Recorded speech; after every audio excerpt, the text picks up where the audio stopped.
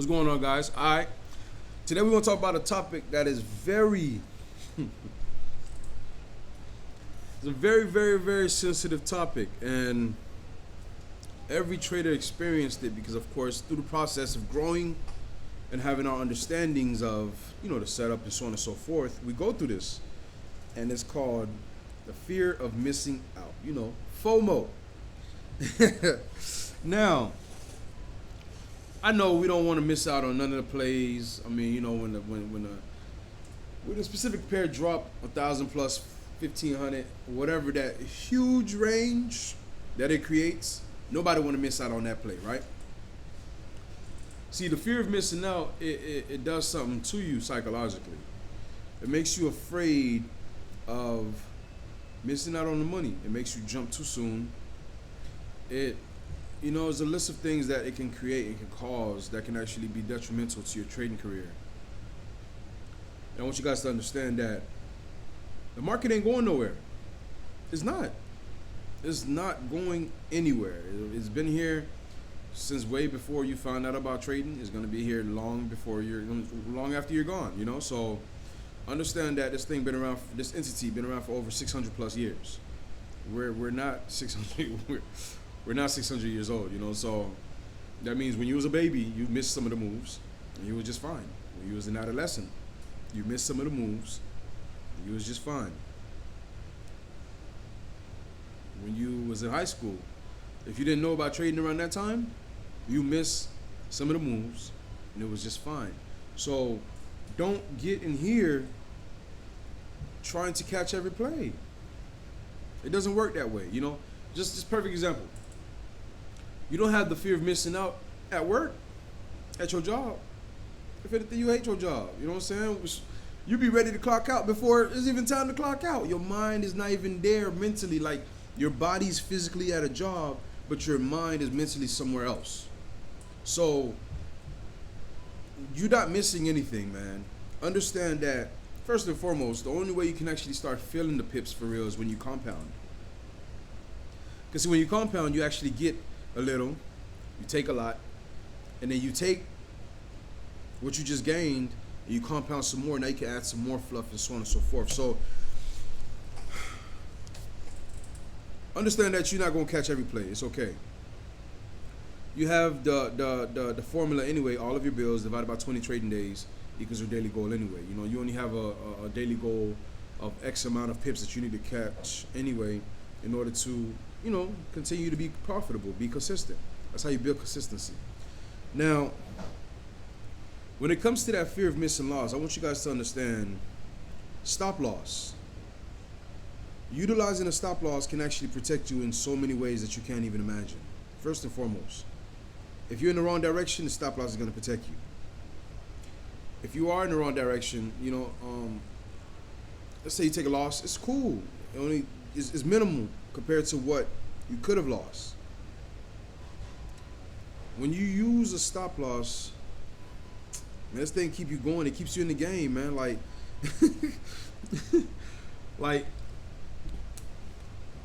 see these stop losses, man. Check this out. All right. I've had some of my students tell me, man, I trade. Of course, before they came to me, before they learned from me, they tell me, hey, I've been trading without a stop loss for such amount of time. The only reason why I don't use a stop loss is because I don't want to get stopped out prematurely before the move actually happens, So you find yourself sitting in drawdown for 10, 20, 30 pips, 40, 50 pips, 100 pips. You sitting in drawdown for no reason, only because you don't want to miss the move. If you're sitting in drawdown for so long, if you use the stop loss, it could have stopped you out early, giving you a chance to get a better entry.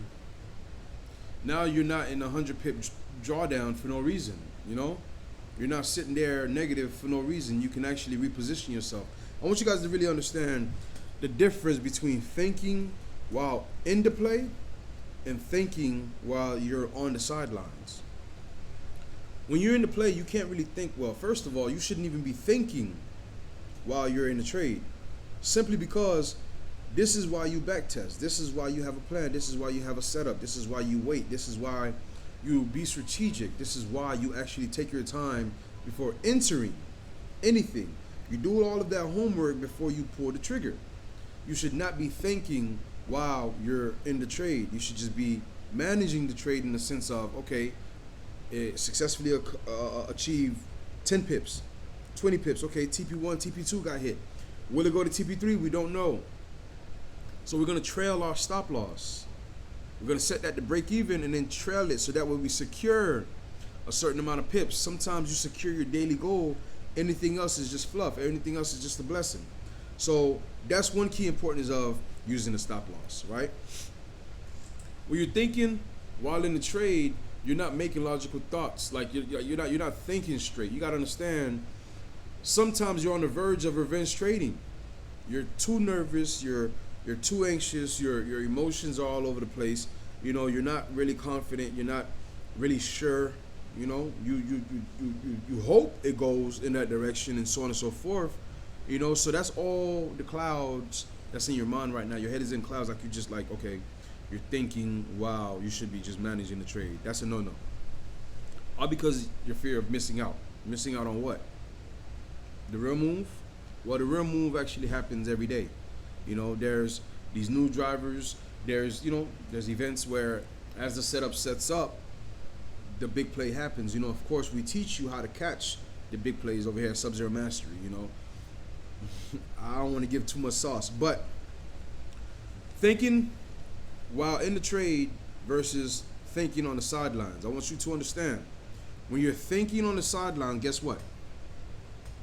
You are now, you're on the sidelines. You can think clear.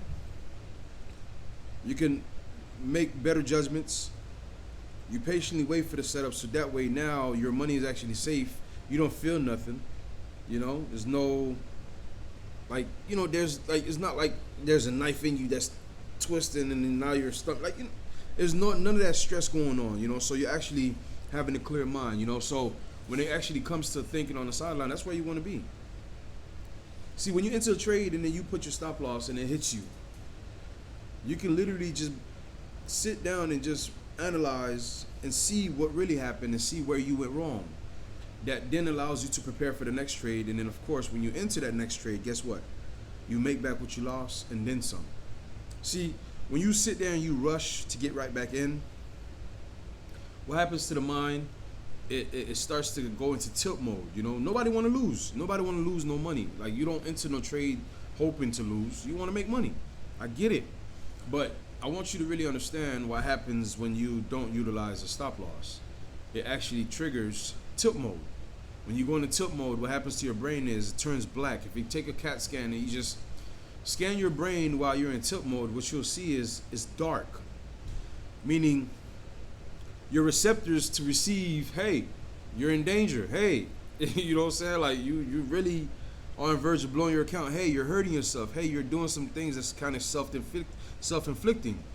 You know, when you're in tilt mode, you're no longer telling yourself, hey man, I think we went a little too far. I think we should stop. Nah, man. You're actually telling yourself, nah, bro, we're getting our money back. We're going to this. You see, all of that stuff that happens because of your fear of missing out. See, if you sit there and you appreciate the journey, if you sit there and know that for a fact that as you grow, you will get better and better, there will be no fear of missing out. Okay? Now, I just want you guys to really understand the importance of a stop loss. Please use one. Please. Because it protects your capital. It protects your bullets. It keeps you from having to literally keep reloading and so on and so forth. You know, you don't want to keep reloading and burn through your bread just because of your arrogance, just because you don't want to miss out on a play that's going to be 10 times, 9 out of 10 times is going to be back to give you a better entry. You know, you got to understand when it breaks and retests, that retest is where the market is actually dropping now 100.0. This is where they're dropping their mega lots anyway. So the impulse move should not be the move that you even want to be a part of, because 9 times out of 10 is going to come back to give you a better entry. There's a Judas swing. You know, for those of you who've been in my academy, you guys know exactly what I talk about. You know, so that Judas swing is the false sell or the false buy, and then it comes back, a retest, and then it gives you the real opportunity to get in. So while you're on the sideline thinking, guess what? You have a better judgment. You know for a fact, okay, I may have missed this, but at least I know for certain where price is going. At least I know for certain where my pips lie. You know, I know for certain how to catch this move and where my target is. That's the difference when you thinking on the sideline opposed to thinking while in the trade. See, while you're thinking in the trade is the fear of missing out, all of that extra stuff that you're going through, all that boggle that's going on right there is not healthy for you. So, guys, use the stop loss.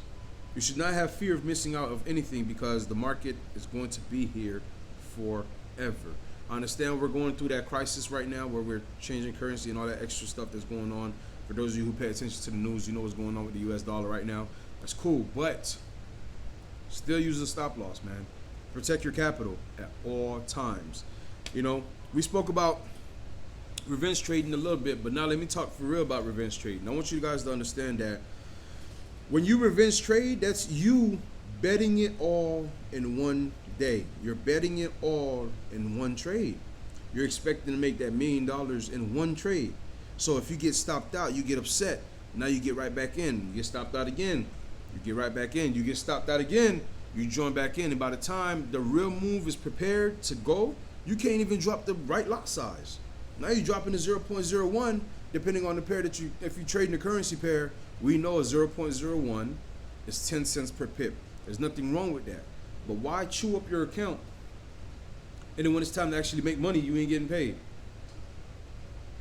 Yeah, that's crazy. So understand what it is. You know, revenge trading is like, you know, when you sit there trying to bet it all in one day, man, that's not healthy. You know, it's not healthy. Like, yeah, just don't do it.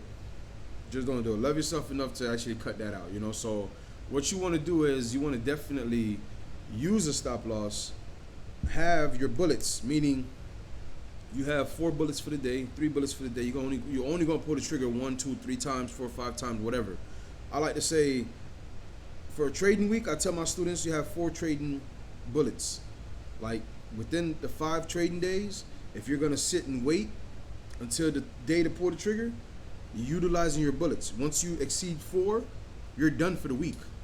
So if you have 5 trading days and you use 1 bullet each day and you lose, you have that extra day, which is the 5th day, where you do nothing. You just collect data. If you wait for that perfect day, you pull it 1 time, great. You only needed to pull it 1 time. Cool. You don't have to utilize all 4 bullets just because you have 4 bullets. Be strategic. Be intentional. Respect your capital. All right? Cool.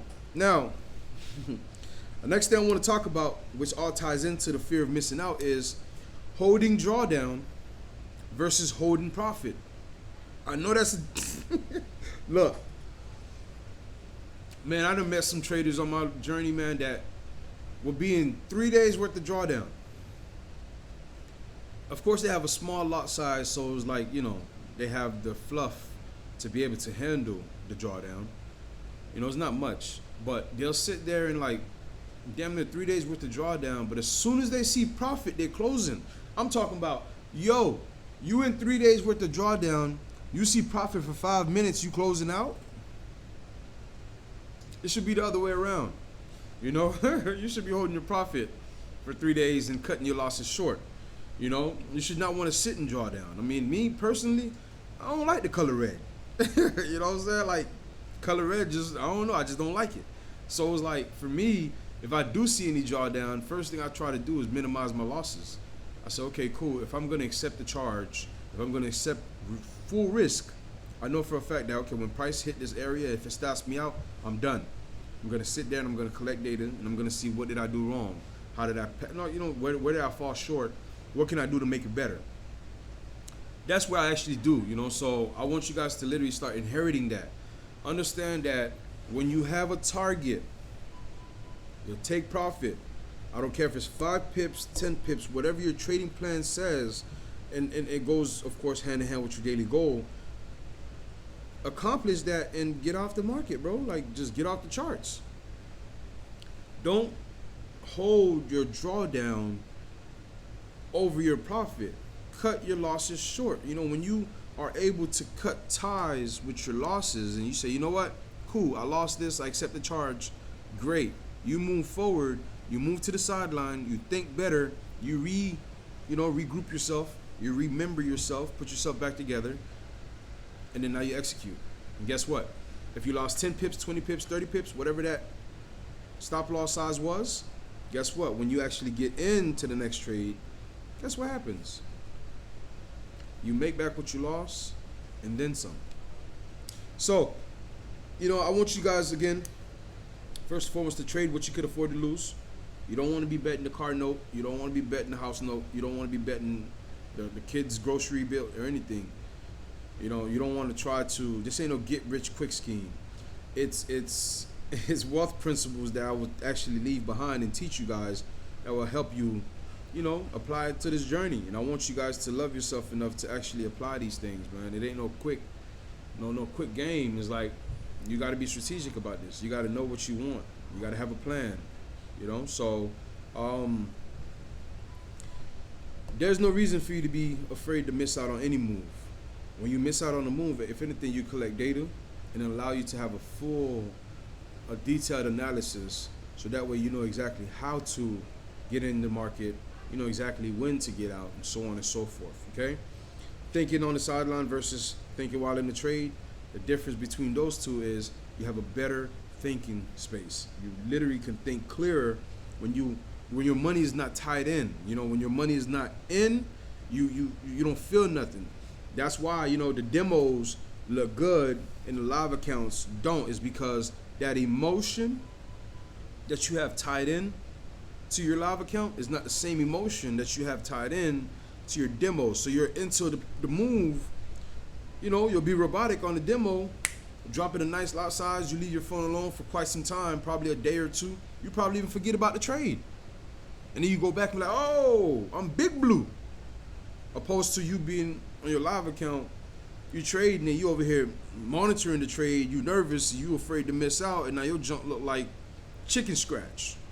You want to make sure that your live account look like your demo account, because you're implementing the same thing. How you practice is how you play. So you should not be practicing like a star and then playing like a bench warmer.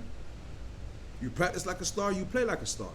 How you practice, how you play. You know what I'm saying? You got to have that self-love and that self-respect for yourself to know that you deserve to be great. You deserve to be successful. You deserve to have freedom. So love yourself, man. Stop selling yourself short. Stop being greedy, because market ain't going nowhere. So I hope this video finds you well.